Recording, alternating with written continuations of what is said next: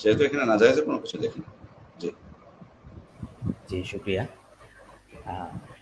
আরেকটি প্রশ্ন, বিদাতীদের সাথে বসা যদি নিষেধ হয় তাহলে বিদাতীদের কাছে বিশুদ্ধ ইসলাম পৌঁছানোর পদ্ধতি কি হবে? জি, যদি আবার বলতেন, প্রশ্নটা রিপিট করতেন। জি, বিদাতীদের সাথে বসা যদি নিষিদ্ধ হয় তাহলে বিদাতীদের কাছে বিশুদ্ধ ইসলাম পৌঁছানোর পদ্ধতি কি হবে? জি জি জি, খুব সুন্দর প্রশ্ন করেছেন। আসলে বিদাতীদের সাথে বসা বলতে আসলে কি বোঝাই আমরা, মানে এখানে কিন্তু এই প্রশ্নটা কিন্তু প্রথমে চলে আসে। বিদাতীদের সাথে বসা বলতে কি বোঝাই? আমি তো তার আগে আর একটা প্রশ্ন আমার চলে আসবে, সেগুলো হচ্ছে অমুসলিমদের সাথে বসা যাবে কিনা কোনো জায়গায়।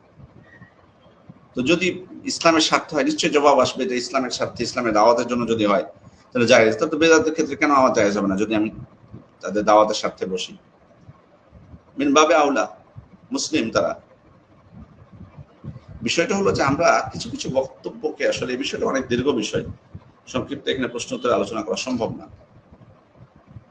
একটা বিষয় খেয়াল করেছি আমি, সালাফদের অনেক বক্তব্যকে মানে সঠিক ব্যবহার করা হচ্ছে, অপব্যবহার করা হচ্ছে। তার আগে কিন্তু প্রশ্ন আসবে যে বেদাতিকে, বেদাতিকে আপনি কাকে বলবেন? ধরুন একজন ব্যক্তি, তিনি আহলুস সুন্নাহ ওয়াল জামাতের আকীদা পোষণ করেন, সালাফি মানহাজের অনুসরণ করার চেষ্টা করেন, কিন্তু কোনো বিষয়ে ভুল হয়ে গেছে, তার একটা দুইটা বিষয়ে তার ভুল হয়ে গেছে গবেষণা করতে যে বা কিছু, হয়তো সেটা বেদাত হয়ে গেছে, অন্য আলেমদের দৃষ্টিতে সেটা বেদাত। এটা এমন বেদাত যে উনি আসলে সুন্নাহই ফলো করেন, বাট হয়তো কোনো বিষয়ে হয়তো তার বিচ্যুতি হয়েছে, যেটা অন্যদের দৃষ্টিতে বেদাত, সেটা উনি করে ফেলেছেন।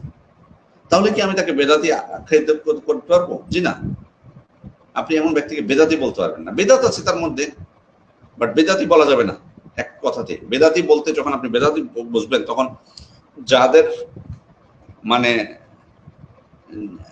অভ্যাসই হচ্ছে বেদাতকে লালন করা, তারা আসলে মূলত বেদাতি। এবং এটা কঠিন না, আপনারা যতই মানে এটাকে, অনেক ভাইরা হয়তো বা বিভিন্ন ভাবে অপব্যাখ্যা করার চেষ্টা করবে যে হ্যাঁ বেদাত করলে তাকে বেদাতি কেন বলবো না, আর বেদাতকে লালন করে কারা বুঝবো। এটা সহজ বিষয়, আমাদের আপনি দেখতে পাবেন কারা বেদাতকে লালন করে।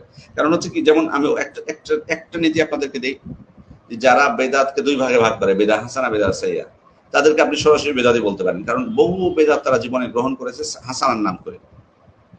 বেদাতটা তাদের কাছে সহজ, বহু বেদাত তাদের জীবনে আছে। আমাদের দেশে যারা বেদাতকে লালন করে, তাদেরকে আমাকে অপরিচিত না বেদাতিদের, কিন্তু কোনো একজন ব্যক্তি তিনি সুন্নাহকে ফলো করেন, কিন্তু যে কোনো কারণে হোক তার মধ্যে একটা বেদাত আছে, তাই বলে আমি বেদাতই বলে ফেলবো, এটা এটা এটা কিন্তু নীতি না। এটা গেল। তারপরে দ্বিতীয় আসলে বসার বিষয়। বসার বিষয় এটা কি কোন বসাটাকে আপনি অপছন্দ করেন? তাও একটা প্রেক্ষাপট ছিল সালাফদের, কিন্তু আপনি কারণ আপনি যে সালাফদের নামে বলতেছেন যে ওনারা বেদাতের সাথে বসায় নিষিদ্ধ বলেছেন, তো তারা তো বলে গেছে যে একজন মানুষকে তার ব্যাপারে ইনসাফ করতে হবে। যদি তার মধ্যে সুন্নাত থাকে, যতটুকু সুন্নাত আছে সুন্নাতের জন্য তাকে ভালোবাসতে হবে, যতটুকু বেদাত আছে বেদাতের জন্য তাকে অপছন্দ করতে হবে। কিন্তু এর অর্থ এটা যে আমি তার দিকে তাকাবো না। আমি কোথায় পেয়েছেন আপনি এটা? এটা ভুল ব্যাখ্যা করা হচ্ছে। আর আরেকটা বিষয় এখানে, যে দাওয়াত তো আছে অবশ্যই, দাওয়াতের উদ্দেশ্য তার সাথে তো বসা যাবেই।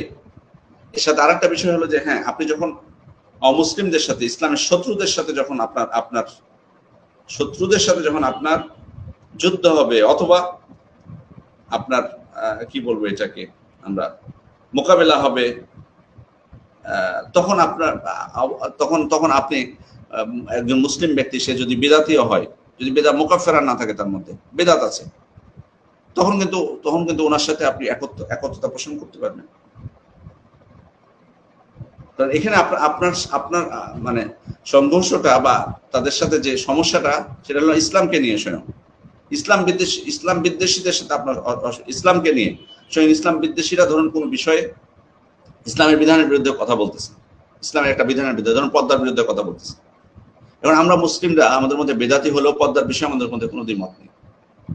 তাহলে আমি সেখানে আমি যদি এক মঞ্চে দাঁড়িয়ে একজন বেদাতীয় বক্তব্য দিল পর্দার বিষয়ে, যারা ধরুন পর্দার বিরুদ্ধে আইন করতে চাচ্ছে বা সেটা তারা দাবি তুলেছে যে, বা কটূক্তি করতেছে পর্দাকে নিয়ে, তা আমরা একসাথে কথা বলতে পারবো না কেন? সেখানে তো আমি পারবো। কারণ আপনি তো তাকে ইসলাম থেকে বেদাত করেছে বলে ইসলাম থেকে খারিজ হয়নি।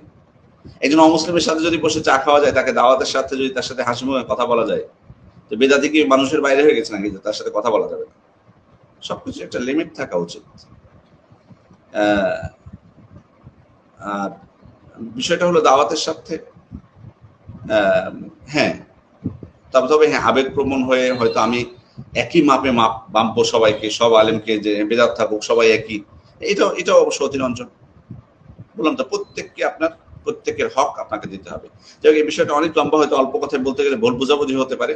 আমি শুধুমাত্র এটুকু বলছি যে মানে এখানে বসা বলতে কি বসা বোঝানো হচ্ছে? হ্যাঁ, আপনি তাদের প্রতি তাদেরকে বসে আপনি তাদের বেদাতের ক্ষেত্রে সমর্থন আপনি দিবেন না। তাদেরকে বসে মানে আপনি সুন্নাত পালনকারী আর তাদেরকে এক করে দিবেন না। তাদেরকে বসে তাদের বেদাতের ক্ষেত্রে আপনি সহযোগিতা করবেন না। এরকম বহু বিষয় এখানে থাকতে পারে। মানুষ যাতে আপনি তাদের সাথে যদি করেন, তাহলে মানুষ যাতে বিভ্রান্তির শিকার না হয়। কিন্তু সার্বিক স্বার্থে বিভিন্ন সংকটময় সময়ে, বিশেষ করে ইসলামের বিরুদ্ধে যখন মানে আক্রমণ হচ্ছে, তখন অবশ্যই আমি যদি তখন বলি যে না, আমি একাই আমি থাকবো, কোনো বিদাতের সাথে আমি যাবো না, বা উনি তো মুসলিম, উনি সব ক্ষেত্রে সমান ব্যবহার করবেন, সমান ভালোবাসবেন। একজন সুন্নাত পালনকারীকে যেটুকু ভালোবাসবেন, বেদাতিকেও ভালোবাসেন না, এটা কখনো এটা ইনসাফ নয়।